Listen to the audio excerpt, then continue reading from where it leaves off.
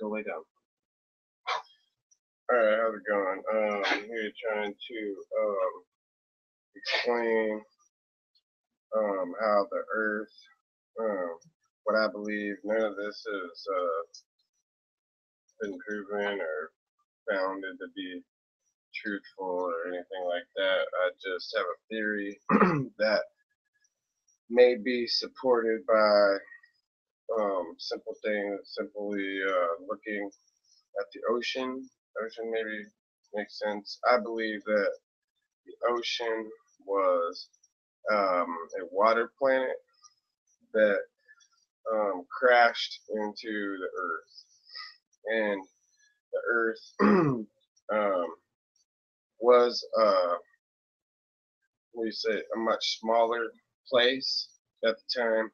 And then I wish that I could make a animation skit, throw that in the video while I'm talking about this. But what I believe happened was, I believe that the Earth was, say, we'll use Genesis, and we'll use God and Christianity. And one of the times that God destroyed mankind for his wickedness. So, and people who believe like we do, like Christians, don't believe that it was a hunch or, something like that, some kind of conspiracy that they were, somehow their DNA was tampered with or something like that by extraterrestrials necessary or anything like that, other than being tampered with by the ways of the world and by sin. So we don't necessarily put a label on it any other way than to explain that God destroyed the earth several times because of sin, not because mankind was a certain DNA type of human being. As a matter of fact, anybody who becomes a Christian can marry. And the Bible, when people were talking about, like, oh, is the Bible racist? It's not. The Bible was just saying that if it's actually going as far as to saying whatever type of religion you were, they're trying to make the example with just using Christianity for itself, because it was talking what God wanted Christians to do, and that is only fall in love or together, however you do that, come together, man and wife, if you are the same religion and belief, so you have to have the same background. So it doesn't matter what race you are. Black person or white person can get married. It's perfectly fine as long as they believe in the same religion. That's what I've come aware to, like within the last not very long, but now they put that straight. And I have many questions that I'm still going to research from the Bible's perspective, the Bible's point of view, and what the Bible has to say about all of it, if it even talks about it. But this I don't believe that the Bible does, but I guess I can maybe do a double check on it later. But I believe that there was a planet that crashed into Earth, and it was made. So it was H2O, and I'm calling it Aqua-Spherium. Aqua-Spherium. So it was completely aqua, and if the moon core, it was a core to this place too, I believe. If it's a different origin, not the same as Earth's, I took geography, I took geography and learned a lot about, not plants, but materials in rocks and in the ground and stuff like that. And if what I'm saying is the Earth is different origin, or the moon is different all together, not from Earth. That's why, because it was part of this um, big, huge planet that crashed into Earth. So why they had the Pangaea? The Pangaea now, this what is it? I'm going against what I said before. I didn't believe the Pangaea existed, but it actually did. Um, let's go back to ancient times. So before the great uh, crash, the Great Flood. It says Great Flood, but it was actually a great collision. So the two Earths, or two planets, Earth, and then it was, we're calling it Pangaea-Sphere-Expando before it became Pangaea, and then from Pangaea it split apart and became what we know Earth today, with all of the seawater. So the seawater here is foreign too. It's not of this Earth. It's from another place. There's water and stuff that was here, and now since it's had cycling and thousands of years to recycle and stuff, it's much different. So it's not so foreign anymore. It's formed fully with the Earth right now as we see it today. But it truly, the Earth was much smaller before, and there's got to be an explanation for how the same amount of water came here and then fused with Earth and made the Earth the much more larger size that it is, probably double the size that it is that it was before. So in ancient times, they want to talk about, let's say before the deserts. I believe that there was a time before the deserts when the earth split up like this and the water, foreign water came. The deserts emerged and, say, became prevalent. Deserts, where they're at, they're a powerful desert now. But before there was no desert, so imagine the planet much smaller. It was more kept, and how it was there was no large-scale deserts. So when all those ancient structures were built, they were much closer. So if they put all of the, instead of putting just a Pangaea out in front of the ocean like that, like it was for a minute, for a while, it was in the Bible. It talks about that too, and you can do a search engine on there and you'll see where the verse is, and then you can double check it in the Bible just to make sure it really says that in there, but it does. It talks about the great division, or the time of the division of the great division, divide, I believe is how they describe it, and that's when some of us believe it was during the time right after Noah. It was 100 and something years before then. Anyhow, so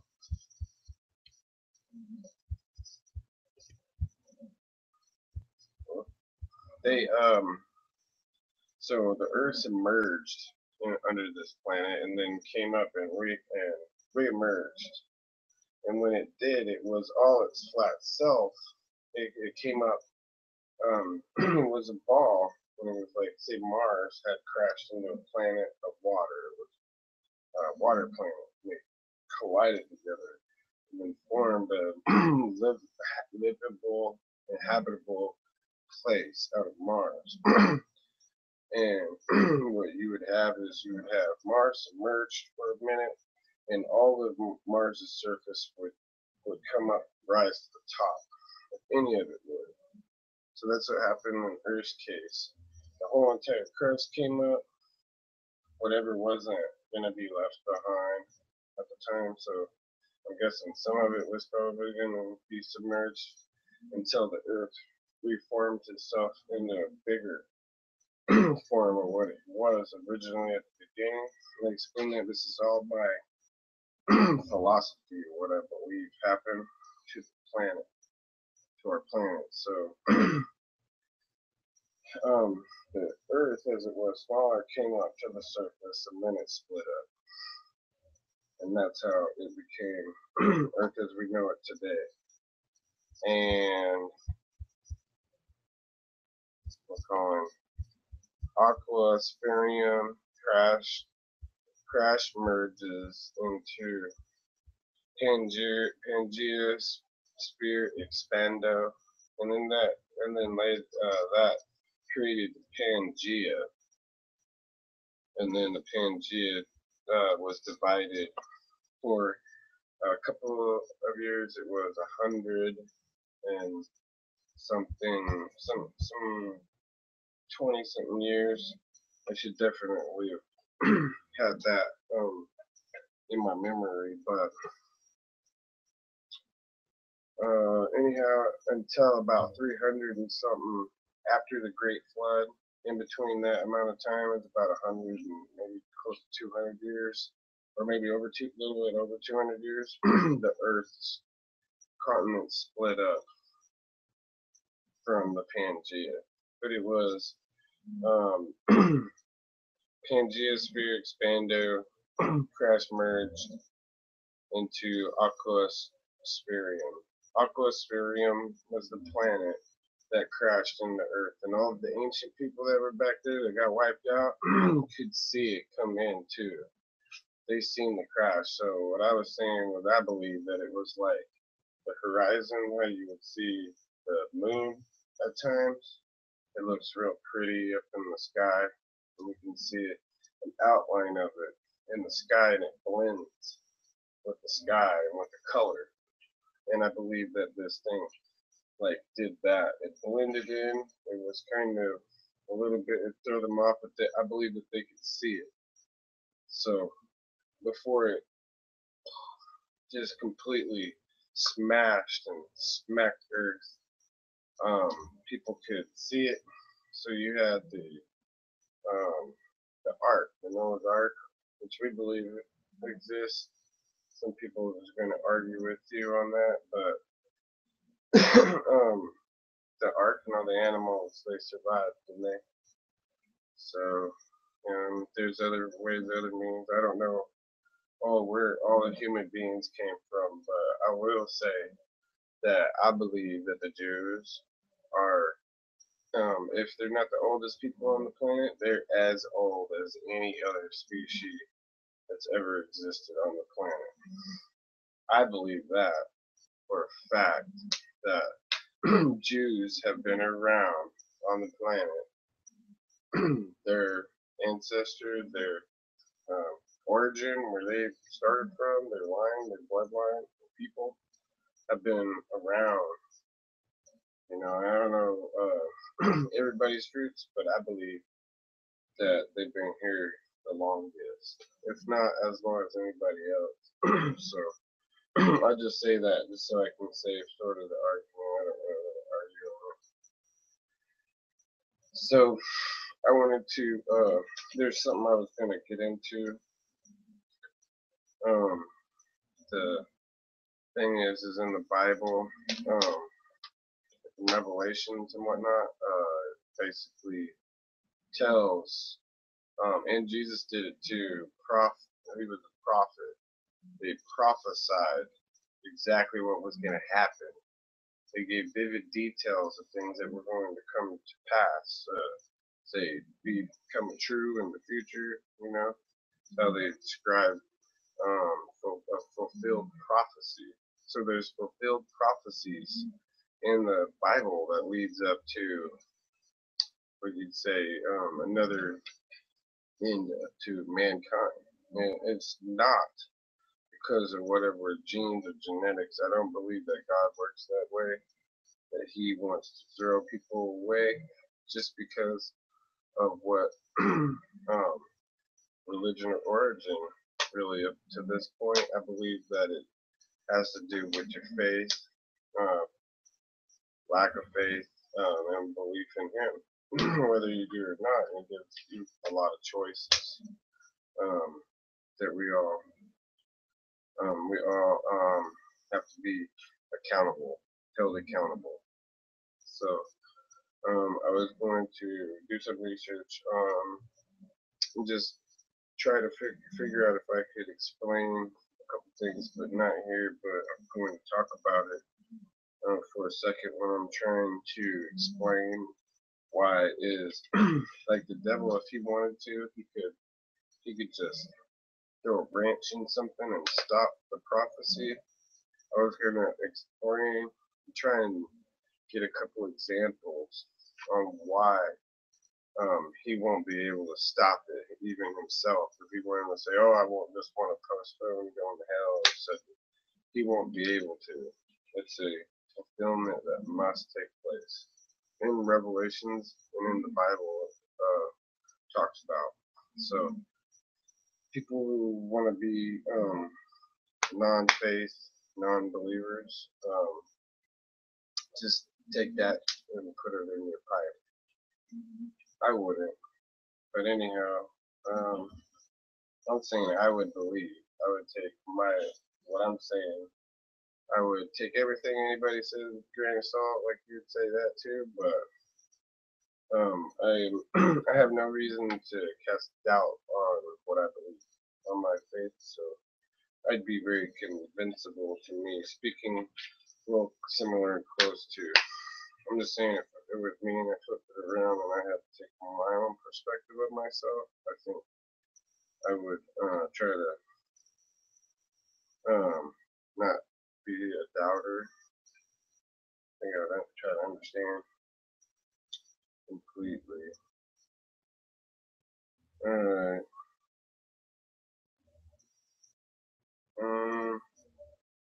So that's about it. Things are much closer.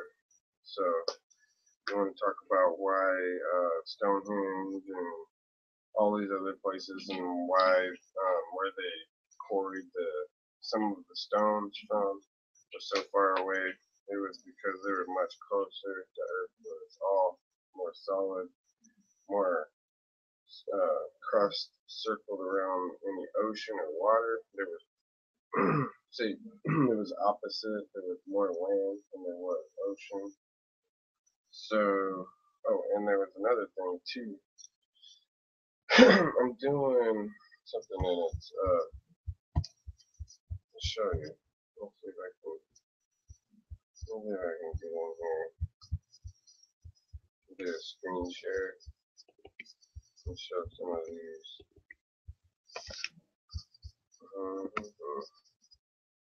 Let's see. Hang on.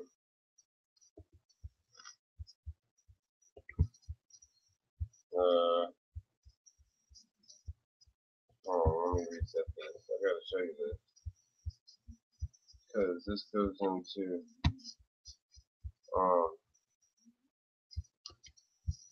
what I'm doing here. Here it is. Screen share on that.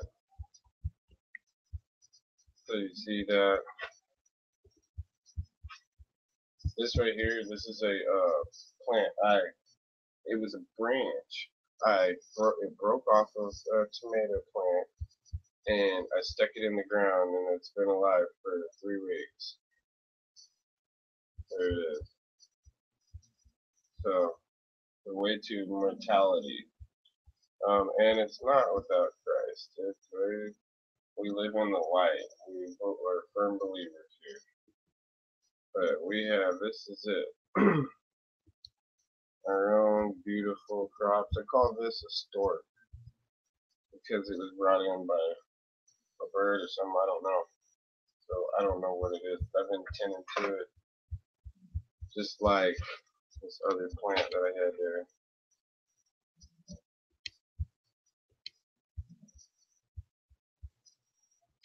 And that's it. That's my garden. Pretty nice.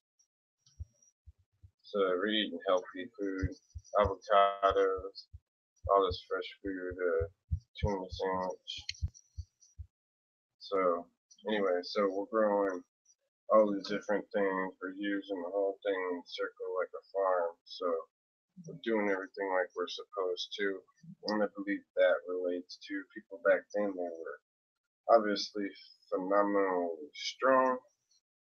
So where you pick up a couple to maybe close to 500 pounds. People can do about 500 pounds maybe today. People back then could probably do 1,000 pounds or more, maybe 2,000 pounds, maybe a whole ton. There's no telling, but I'm just saying they had vegetables and everything, and they recycled everything, and they used everything like a regurgitated organic, uh, farm. Basically, they farmed everything, so it was all reused, and they knew what we were doing. Men were not stupid back in the day. They didn't come out of caves. A lot of the life forms that we know of, there might have been some people that were not smart as other people, but what I believe, I'm convinced now that mankind was more intelligent than we are today. Especially when I reflect and remember what I learned about the Mayan culture. What they basically kind of made me believe was, it made me think about this. No TVs, no other types of entertainment like that. So it was just a different world altogether. So they spent their time a lot more wiser than we do now, and their minds were wide open. So human beings, I'm convinced, and it's all mostly anything unless you know it's true or not already somehow is all just my varied opinion. That's all I have to say. Man, that's really strong, and we're working towards becoming that strong too once again. It doesn't necessarily, I don't have to pick up 1,000 or 2,000 pounds. I'd like to be able to do 300 pounds, maybe like 30 times. But my goal is to where I can do the garden and upkeep it, so I'll have the energy to be able to go back to that and have my own food, reserve my own food, tend to my animals, doesn't matter what they are, have my farm, and then whatever else, jobs, So I'm looking for not just immortality, I'm looking for a energy source that doesn't burn you out, because I'm believing now also that being burnt out is baloney too, in my opinion. So yeah, there it is. I know I'm going off on tangent. I had to, because that's what I do. I explain a little bit about what I'm going to get into next. Towards the next video, I always prepare people for what. I always come up with these different things here, but we've been talking about this already. So some things I might go back like that and go over a little bit more, because I didn't, when I thought of the Pangaea-Sphere-Expando, I actually thought that the Pangaea were never true, because how could all of those monuments line up if the Pangaea happened? Well, it happened the way I explained it. My opinion is pretty strong, where I believe it myself now. So it was Aqua-Spherium, that's what I call it. Pangaea Crash-Merged. So it became the Earth, one planet out of two. So the water planet. And then the moon, that would explain the moon was from the water source that crashed into Earth. So that made Earth. Pangaea-Sphere-Expando and Aqua-Spherium. Alright, that's it. Thanks.